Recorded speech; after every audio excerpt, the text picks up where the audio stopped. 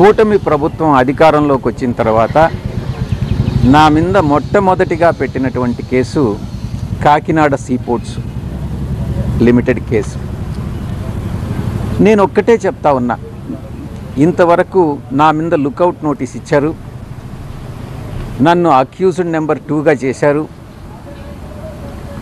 నేను గతంలో కూడా ఈడీ ముందు ఇంతవరకు నన్ను సిఐడి పిలవలేదు. ఈడీ వాళ్ళు పిలిచినప్పుడు నేను ఒక్కటే చెప్పాను, ఆ వెంకటేశ్వర స్వామి సాక్షిగా కేవీ రావు అనేటటువంటి వ్యక్తి ఏదైనా ఒక సోషల్ ఫంక్షన్లో కలిస్తే నమస్తే నమస్తే అని చెప్పడమే కానీ ఆయనతో నాకు ఎటువంటి సన్నిహిత సంబంధాలు కానీ వ్యాపార లావాదేవీలు కానీ లేవు, నా మీద చేసినటువంటి ఆరోపణలన్నీ తప్పు అన్నటువంటిది చాలా స్పష్టంగా చెప్పడం జరిగింది. నేను వెళతాను, ఆయన్ని రమ్మనండి, ఆ దేవదేవులైనటువంటి వెంకటేశ్వర స్వామి మీద ప్రమాణం చేస్తాము అని మరొక్కసారి మీ ముందు నేను చెప్తా ఉన్నా. కేవీ రావు గారు చెప్పేది నిజంగానైతే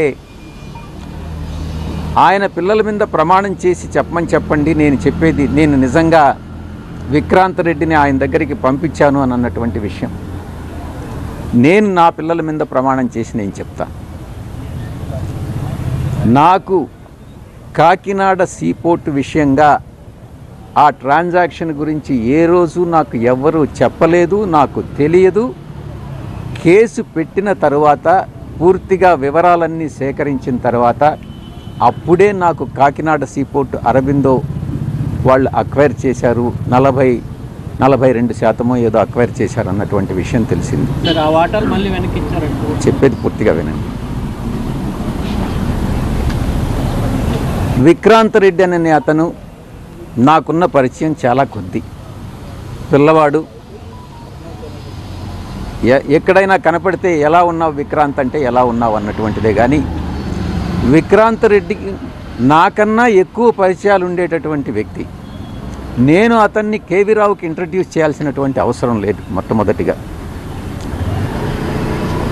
ఎవరైనా ఏదైనా ఉద్యోగం కోసమో ఎవరైనా వస్తే ఏదైనా ఇండస్ట్రియలిస్ట్కి ఫోన్ చేసి చెప్పమంటే చెప్తానే కానీ నాకు ఏ వ్యాపారాలు లేవు.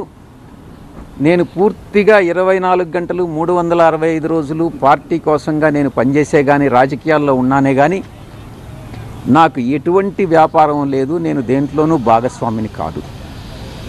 మరొక ముఖ్యమైనటువంటి విషయం, కొన్ని పత్రికలు కానీ కొన్ని ఛానల్స్ కానీ నేను చూస్తూ ఉన్నాను నిన్నటి నుంచి, ఈ కాకినాడ సీపోర్టు విషయంగా ఈ యొక్క రాజీనామాకు లింక్ చేసి ఎక్కడో అది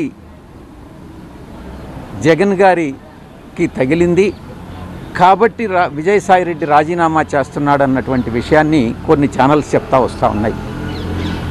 నేను ఒక్కటే చెప్తా ఉన్నా, మా వియంకుడు నా క్లాస్మేట్ బీకాంలో, ఆ తర్వాత ఆయన వ్యాపార రంగంలోకి వెళ్ళిపోయాడు, నేను సిఏ చార్టర్డ్ అకౌంటెంట్గా వెళ్ళిపోయాను. తర్వాత మళ్ళీ తిరిగి కలుసుకున్నది నా కూతుర్ని ఆయన కొడుక్కి సంబంధం చేసుకున్న తర్వాతనే. ప్రమాణం చేసి చెప్తా ఉన్నా, ఆయన వ్యాపార లావాదేవీలు ఏది కూడా నాతో ఏ రోజు డిస్కస్ చేయరు, వాళ్ళకి ఎన్ని ఫార్మా యూనిట్స్ ఉన్నాయన్నటువంటి విషయం కూడా నాకు తెలియదు. ఎందుకంటే కుటుంబ వ్యవహారాలు సక్రమంగా ఉండాలి అని అంటే ఆర్థిక వ్యాపార లావాదేవీలు ఉండకూడదు అన్నటువంటి విషయం నేను బలంగా నమ్ముతా. వాళ్ళు ఏం చేస్తున్నారు, వాళ్ళ వ్యాపారం ఏంటి, దాంట్లో జోక్యం చేసుకోవడం అన్నటువంటిది మంచిది కాదు అన్నటువంటి ఒకే ఒక సిద్ధాంతంతో నేను ఏ రోజు కూడా భగవంతుడి సాక్షిగా చెప్తున్నాను, వాళ్ళ వ్యాపారాల గురించి నాకు తెలియదు, తెలుసుకోదలుచుకోలేదు, భవిష్యత్తులో కూడా నేను జోక్యం చేసుకోను.